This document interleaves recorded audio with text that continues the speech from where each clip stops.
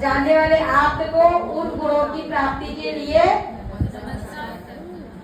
नमस्कार करता हूँ, करती हुई करता हूँ। सुबह सिखाया था क्लास में कि आत्मा हमेशा पुल्लिंग होता है। क्या होता है? पुल्लिंग। और अपने को भी आत्मा की बात करनी है। ये तो वेद अपना उद्गल है, स्त्री वेद। समूह में तो करता हूँ बोलना चाहिए। करता हूँ बोलना पड़ेगा। ठीक है। फिर ये आपको ग्रंथ का प्रमाण बताया था उस दिन, वो ठीक करो आप लोग। पेज नंबर 4 पे तर्कशास्त्र में कितने अध्याय हैं? 10। वो प्रमाण हो गया ग्रंथ का। फिर 357 सूत्र 10 अध्याय, और कौन से अध्याय में किसका वर्णन? तो 1 से 4 अध्याय में किसका वर्णन है? जीव तत्व का। बोलो, किसका वर्णन है?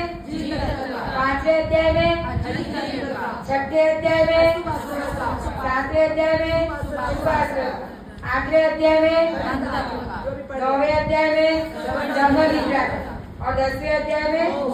देखो 6ठा और 7वां में आपको थोड़ा कंफ्यूजिंग लगे, है ना, शुभ आश्रम और अशुभ आश्रम। तो लास्ट में हमने 6ठा अध्याय किया था, उसमें शुभ आश्रम अशुभ आश्रम। तो क्या क्या पाप के कार्य करते तो अशुभ आश्रम, तो पहले बता दिया आचार्य ने। 6ठे अध्याय में किसका वर्णन है? अशुभ आश्रम का। किसका है? पहले पाप के कार्य को छोड़ने के लिए पहले पाप का आश्रम बताया। तो 6ठे अध्याय में किसका वर्णन है? अशुभ आश्रम। और फिर पुण्य करोगे तो पुण्य की क्रियाएं करोगे तो कौन से आश्रम का? शुभ आश्रम का। 7वें अध्याय में शुभ आश्रम का, और 8वें में बंद का पढ़ ही रहे अपन। ठीक है। तत्वशास्त्र का दूसरा नाम क्या है? और उनके रचयिता का नाम कहाँ पर किसको कहते हैं वो उसमें दिखाई दिया मेरे। पाप का, पाप किसे कहते हैं परिभाषा। ठीक है। 8वां अध्याय खोलो।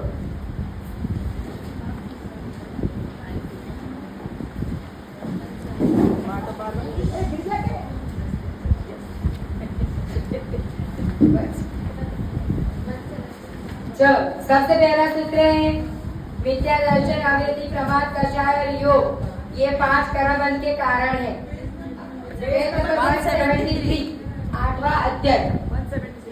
तो ये 5 कारण आने चाहिए आपको। बोलो, विद्या दर्शन अविरति प्रमाद कषाय योग बंध हेतव। यानी विद्या दर्शन अविरति प्रमाद कषाय और योग, ये 5 कर्मबंध के कारण है। आ गया समझ में? कर्मबंध के कारण है कौन से?